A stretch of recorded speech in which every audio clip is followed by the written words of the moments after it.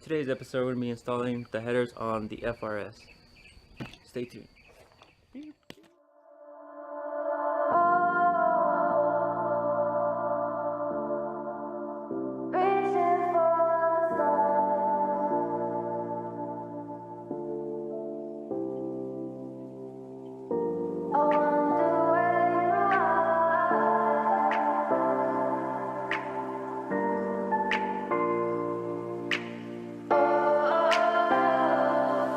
We are dreaming in the dark. Apparently my car is too low for this jack to go under. So what I'm going to try to do is probably put some blocks under the wheels, see if I can lift it up a bit, and then get the jack going. Where you are, mysterious. That's the part you always show, 'cause you're too curious. Maybe you should take it slow. Mysterious. That's the part you always show, 'cause you're too curious. Maybe you should take it slow.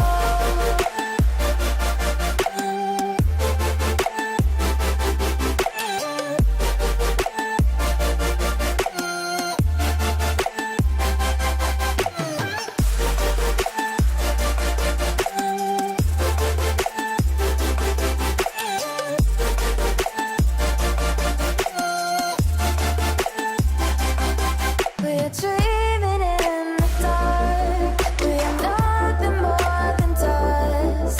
You search but you stay lost. We're reaching for the stars.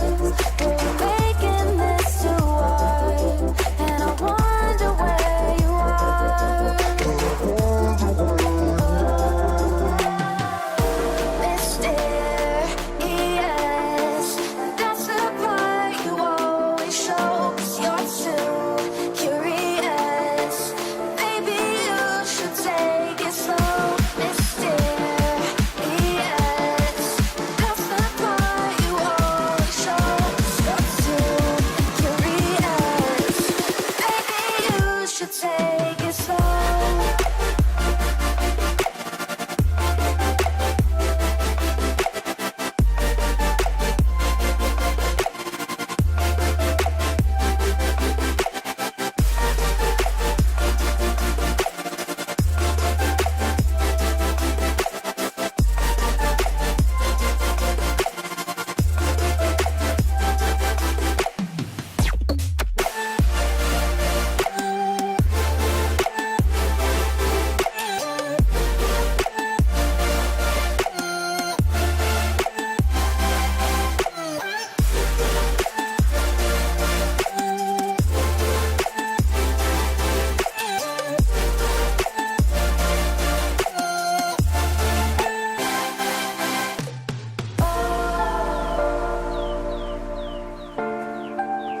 Reaching for the stars.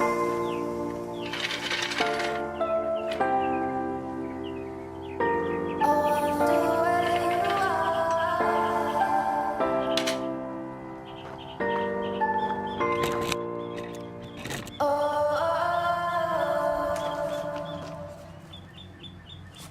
Alright guys, so if you saw earlier,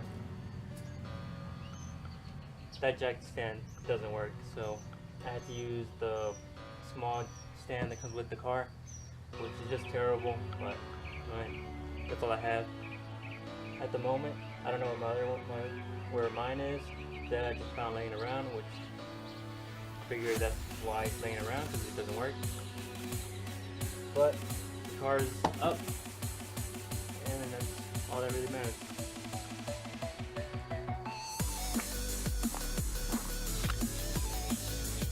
Alright guys, so the splash is off.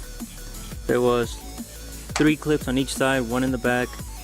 There was 4 12mm screws on the front and in the back, and there was 4 10mm in the back. And then after that, it should just slide off. It should just fall down actually. And then that's what it should look like, just the headers. After that, you should just be able to unbolt it and then it should just come down. I'm on my way back from Walmart because the bolts that were connecting the headers to the downpipe wouldn't come off, so I had to go get some WD-40. So I would recommend that before you do any of this, go get WD-40 or have a breaker bar, because it is going to be really hard, especially with the space that you have. It'll probably be like almost impossible unless you have a car lift and have it all the way up. Then it's gonna be really hard unless you have something to help you break it with. But yeah, I just wouldn't do it. It would take way too long, and especially because if you're moving it around and it's on jack stands, it could tip it over, and well, there you go. But yeah, I would just go with some WD-40 before you take off your headers, or actually pretty much anything. Like if your exhaust, the same way, because that's how it was when we were doing it with the T35. Yeah, we had to go get some WD-40 or what it was called. It's like a little yellow bottle. But yeah, the exhaust wouldn't come off, and that's what we had to do, especially with the little rubber boots that hang on, that hold the hangers. That wouldn't come off either.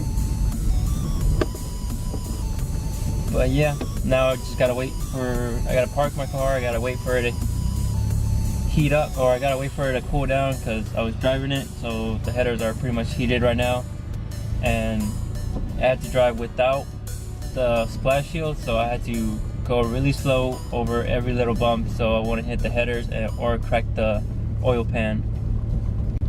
But all that could be avoided if you just go get your WD-40 before anything. So unless you have another car, which I do, but I can't drive it because the BMW is still wrecked. But yeah, let me continue with the video.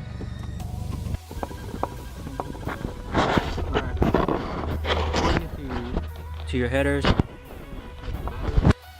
and then you're gonna want to take off. You're gonna want to pop up the hood and take these two off the harness. After that, the wires will be on these clips right here. All you gotta do is pop up this little tab and then pull the zip tie out. On this one, it just has these two little clips that you push in and pull out, and these are the wires to your O2 sensors. You don't want to pull the headers down while these are still on there, because it could rip off the wire or just damage the sensors. But that's like pretty much the hardest thing, is just taking off. Other than that, it's all good. And then you can unbolt the headers and pull them down. I just pulled off the headers, and I'm gonna show you what bolts you need, or where the bolts are gonna be at.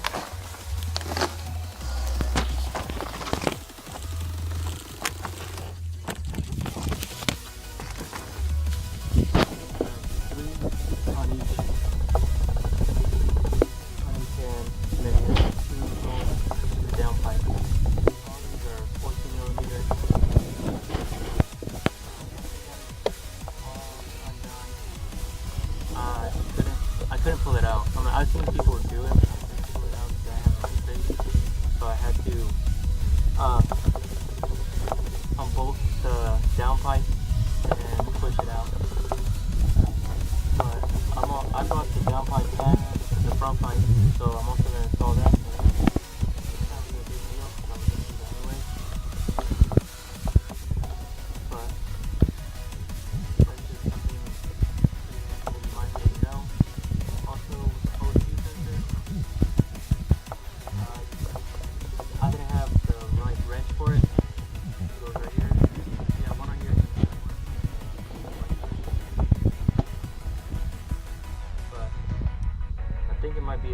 20 millimeter. I'm not really sure because I had an 18, but it was way too big, or it was too small for the O2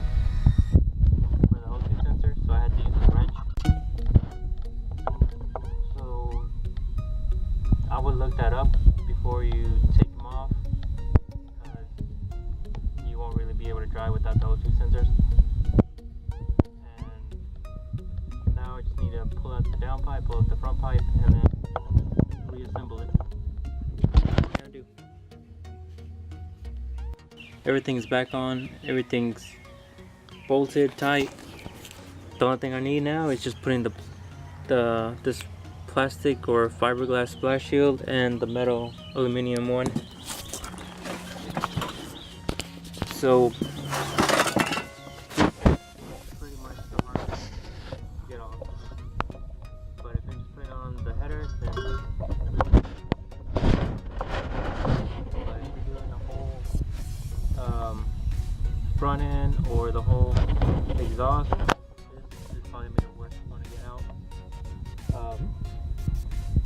It seems like it's between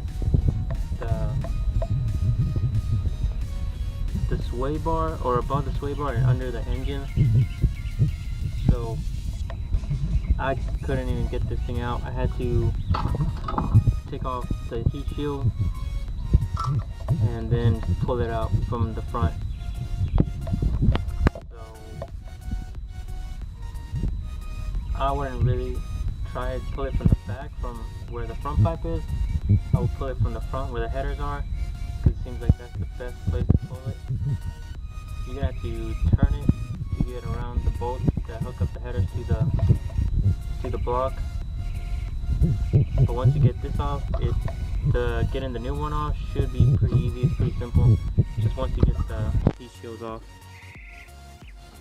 But if you have no room, it will probably get on your nerves or something. And then on this, it's just 7-10 inch bolts,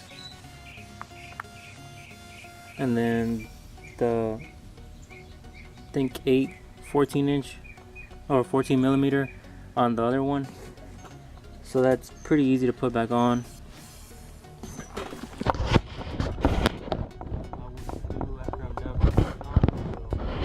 Turn it on, see how it sounds, and then take it for a drive.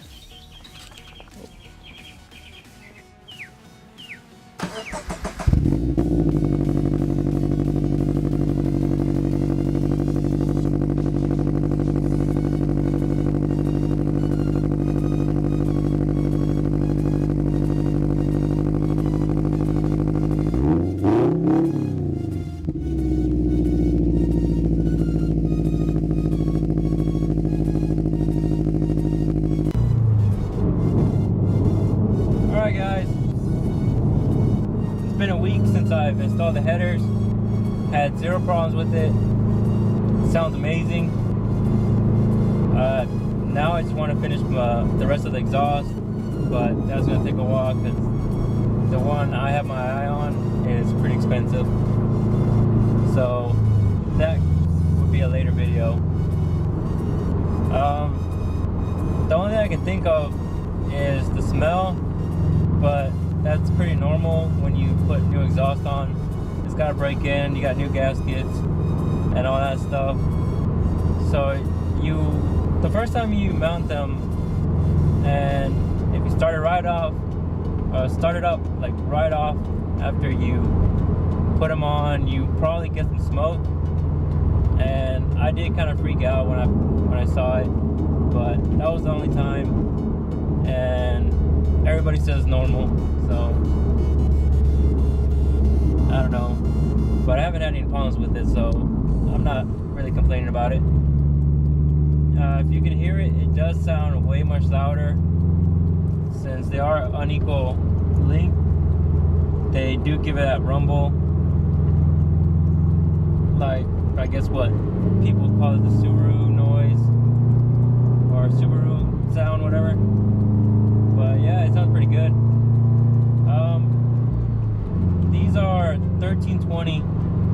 That's the brand name. They were about the same price as the Borla, which was my first pick. But these came with the downpipe and the front pipe, so I figured this one. And it seems like a pretty legit business.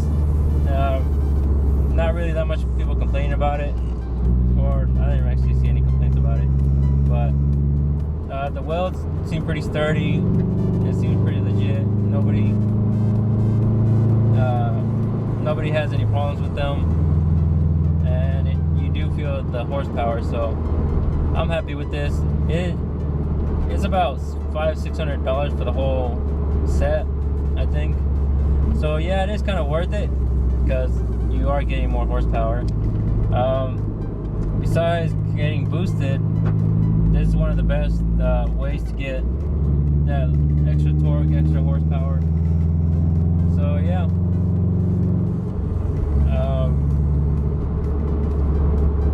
that's all I can think of actually.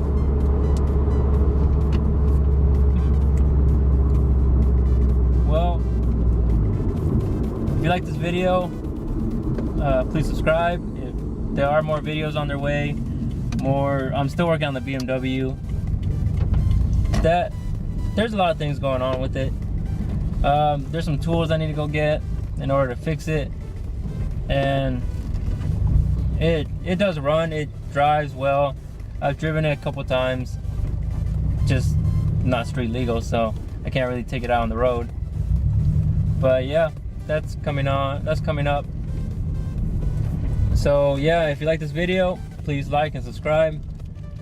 I'll put my Instagram down below, my Facebook, I am making a new one, and that's about it. Thanks for watching.